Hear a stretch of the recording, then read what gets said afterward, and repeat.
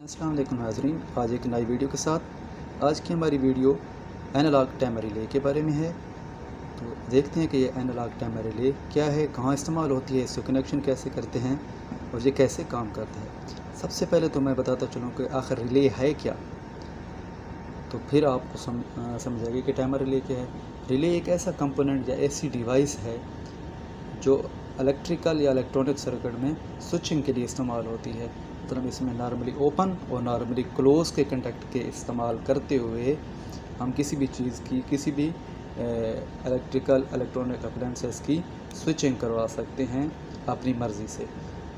ये तो होगी नॉर्मल एक टाइमर की, मतलब ये तो नॉर्मली एक रिले की डेफिनेशन होगी कि उसको हम ऑन या ऑफ़ करा सकते हैं। लेकिन इसमें टाइम जो है वो डिफ़ाइन नहीं है कि हमारी मर्ज़ी से टाइम मतलब स्विचिंग होगी या कि ऑन ऑफ होगी। नॉर्मल रिले जो है वो तो ऑन जो हम ऑफ़ करा सकते हैं, उसमें टाइम मेंशन नहीं है। जबकि मेरे पास ये जो है एनालॉग टाइमर है। टाइमर वैसे दो किस्म के हैं, मतलब एनालॉग और इलेक्ट्रॉनिक्स टाइमर। तो आज हम एनालॉग टाइमर का इसको डिस्कस करेंगे, ठीक है। एनालॉग टाइमर, अब जब अगर हम टाइमर रिले का ज़िक्र करेंगे तो ये भी एक रिले ही है और स्विचिंग के लिए इस्तेमाल होती है, लेकिन इसमें हम टाइम डिफ़ाइन कर देते हैं। मतलब अपनी मर्ज़ी से हम स्विचिंग करा सकते हैं। कोई चीज़ 5 सेकंड बाद, 5 मिनट बाद, 10 मिनट बाद, आधे घंटे बाद ऑन हो या ऑफ़ हो, वो हमारे पे डिपेंड करता है। तो इस टाइम की सिलेक्शन इसके ऊपर दिए गए डायलर से हम करते हैं।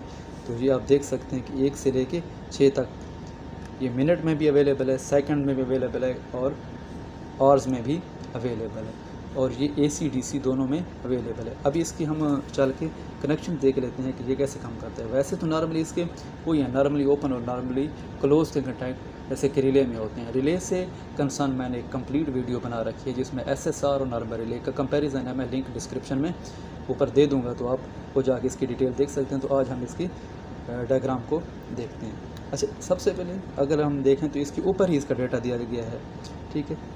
आप ख़रीदने से पहले सबसे पहले आपने इसका डेटा देखना होता है, ठीक है।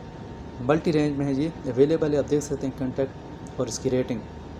AC 12 वोल्ट से लेके AC 220 3 एम्पेयर तक, DC 12 वोल्ट में भी ये अवेलेबल। इसके नॉर्मली ओपन और क्लोज कंटेक्ट देखने से पहले मैं इसको आपको इसकी पिन्स दिखा देता हूँ।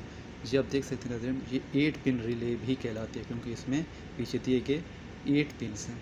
तो आप इन 8 पिन्स के कनेक्शंस कैसे करने हैं, इसको सप्लाई कहाँ देनी है, इसके नॉर्मली क्लोज कंटेक्ट कौन से हैं और ओपन कंटेक्ट कौन से हैं, तो आप इसके लिए आप ऊपर दिए गए डायग्राम देख सकते हैं। तो नाज़रीन, कोशिश करूँगा कि आपको इसके डायग्राम दें। जी नाज़रीन, तो सबसे पहले आप देख सकते हैं कि नंबर 1 और नंबर 4 ये नॉर्मली क्लोज कंटेक्ट हैं, जबकि नंबर 1 और नंबर 3 नॉर्मली ओपन है। दूसरे एंड पे नंबर 8 और नंबर 5 नॉर्मली क्लोज कंटेक्ट है और इनका नंबर 6 जो है वो नॉर्मली ओपन कंटेक्ट है।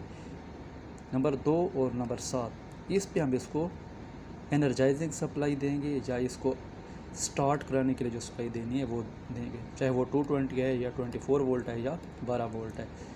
अब जब इस पर सप्लाई अवेलेबल नहीं है तो हमारे ये नॉर्मली क्लोज कंटेक्ट सप्लाई को या किसी चीज़ को भी सिग्नल को पास करा रहे होंगे। जो ही नंबर 2 और नंबर 7 पे सप्लाई अवेलेबल होगी, हमारा टाइमर ऑन होगा, तो हमारे दिए गए टाइम के मुताबिक जो हम इस डायलर से सिलेक्ट करेंगे, मतलब 5 सेकंड बाद, 6 सेकंड बाद, 8 सेकंड बाद जो भी हम टाइम सेलेक्ट करेंगे कि नॉर्मली क्लोज कंटेक्ट को नॉर्मली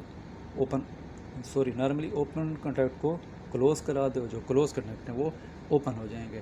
तो इस तरह टाइम हम अपनी मर्ज़ी से सेलेक्ट करते हैं। इसमें नॉर्मली ओपन वाले कंटेक्ट दिए गए टाइम के मुताबिक क्लोज़ हो जाते हैं, और अगर जो कंटेक्ट क्लोज़ हैं तो टाइमर ऑन होने पे वो जो हमने टाइम दिया है उस पर ओपन हो जाते हैं। तो जब हम इसको सप्लाई देते हैं तो इस पर पावर की इंडिकेशन आप देख रहे हैं यहाँ पे, तो ये ब्लिंक करना शुरू कर देती है, जिससे हमें पता चलता है कि हमारा टाइमर ऑन हो चुका है और दिए गए टाइम के मुताबिक वो स्विचिंग स्टार्ट करा देता है।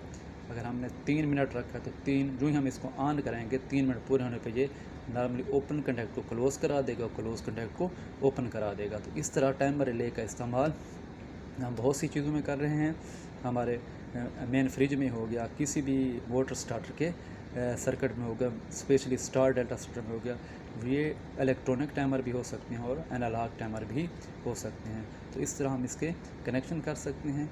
ये तो था हमारा आज का टॉपिक एनालॉग टाइमर। इंशाल्लाह हम अपने नेक्स्ट वीडियो में इलेक्ट्रॉनिक टाइमर को डिफ़ाइन करेंगे और उसको प्रैक्टिकल किसी लैंप या किसी भी मोटर को चला के उसकी मदद से आपको दिखाएंगे। तो ये तो था हमारा आज के वीडियो। देखते रहिए हमारा यूट्यूब चैनल।